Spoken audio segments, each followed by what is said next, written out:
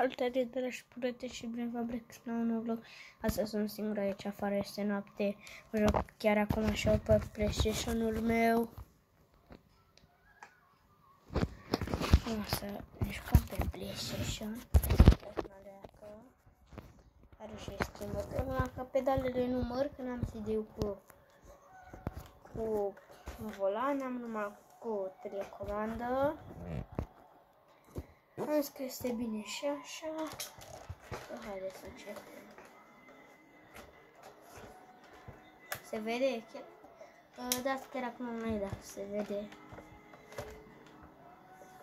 Merge fain, merge că cam greu.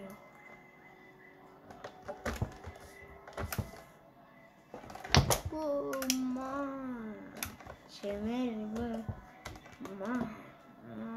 Ce mi-am făcut? Nu cred că mai a rămas uscă.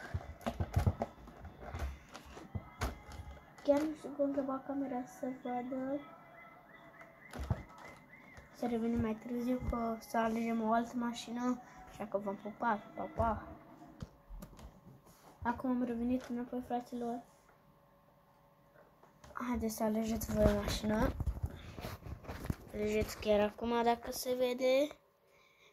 Aia.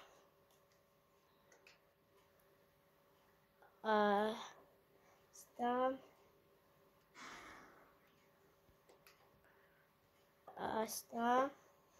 Sat, fraților, că am multe mașini. Asta.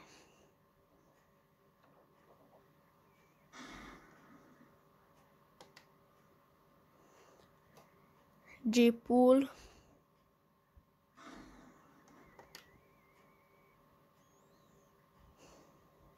Mașina de cursă.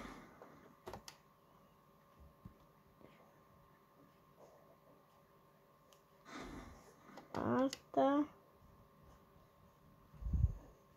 Ia uitați. Bun.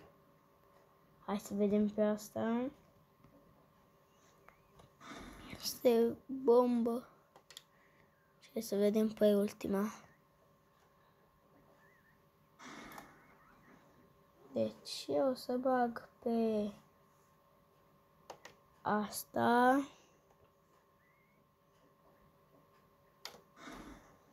Ce cad să băgăm. Cum am băgat-o. Ia uitați.